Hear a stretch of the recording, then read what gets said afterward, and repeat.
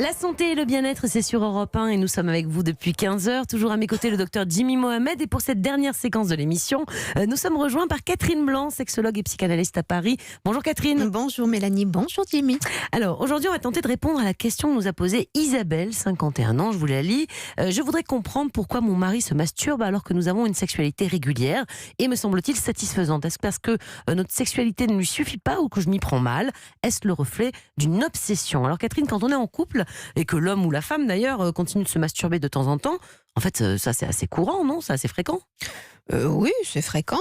Donc, c'est aussi fréquent que de ne pas le faire. Et en tout cas, ça appartient à celui à qui appartient le sexe, en fait, de pouvoir s'y intéresser indépendamment de la relation à l'autre, bien évidemment.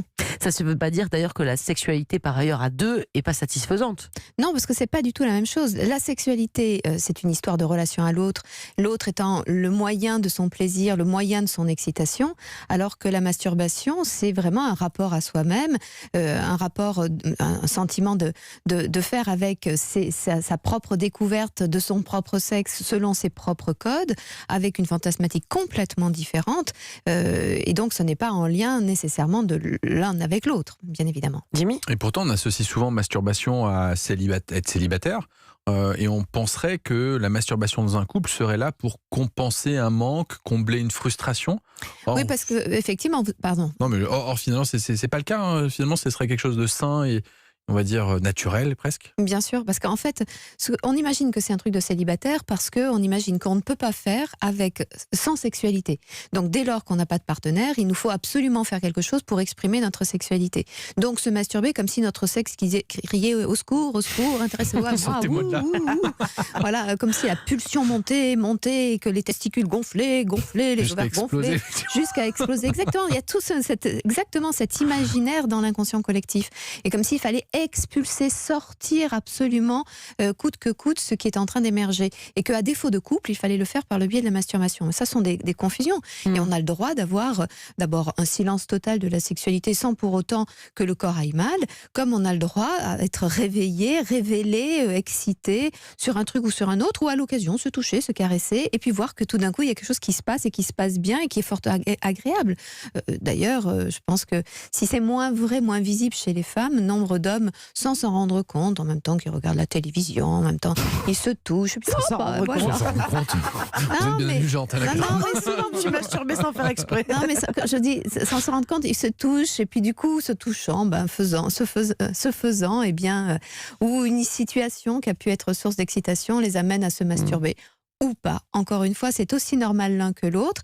Alors évidemment, elle posait la question, est-ce que c'est une obsession ? D'abord, je crois que la première chose à se dire, c'est pourquoi une femme se remet systématiquement en question dès lors que l'homme s'occupe de son propre sexe. Parce qu'elle dit, est-ce que je m'y prends mal ? Donc en quoi elle aurait rapport avec elle, en fait ? Comme si elle avait le sentiment qu'il lui fallait éteindre le feu, en quelque sorte, de cette sexualité, et que s'il avait encore besoin de l'éteindre, c'est qu'elle n'y était pas arrivée. Non, on n'a pas à éteindre la sexualité de son homme, d'une part. On n'a pas à être le seul et unique objet de ce sexe, de cette excitation de ce sexe. Et puis par ailleurs, ça n'est pas une obsession. Alors ça pourrait être un homme très anxieux, effectivement, parce que ça existe, des hommes qui sont extrêmement anxieux, extrêmement angoissés. Et qui ont besoin de se masturber pour ça. Qui ont besoin de se recontenir, ou effectivement qui ont cette vision d'eux comme étant une sorte de soupape, enfin de montée en puissance de pulsions dont il faut se débarrasser. Et en effet, se masturber pour éliminer cette agressivité, cette tension qui les envahissent. Alors, mais ça ne fait pas pour autant des obsédés de la sexualité, mais plutôt des anxieux. À partir de quand, d'ailleurs, il faut s'inquiéter? Vous dites que ça ne la regarde pas, finalement, à Isabelle, mais à partir de quand on pourrait considérer s'il se masturbe plusieurs fois par jour, tous les jours? Enfin, d'ailleurs, je sais pas comment elle est au courant de qui se masturbe. Elle ne dit pas à quel rythme, mais bon. Oui, je pense que d'abord, effectivement, si elle est au courant, c'est où qu'il en parle ou qu'elle le flique, ce qui n'est pas une très bonne idée. Ouais. Parce qu'en général, la masturbation, à moins de la mettre dans le cadre de la sexualité aussi, c'est-à-dire devant l'autre, en général, ça se fait de son côté. Mais je crois que c'est surtout l'homme ou la femme, puisque là on parle d'un homme, mais qui a à s'interroger dès lors que c'est vraiment quelque chose d'envahissant de sa journée, à tel point que d'ailleurs il faut sortir du bureau pour aller se masturber ou passer par les toilettes pour aller se masturber avant de retrouver sa femme. Là, ça devient pathologique. Là, il y a quelque chose qui pose question, évidemment, et qui vient abîmer vraiment psychiquement, parce que ça, c'est porteur de culpabilité aussi.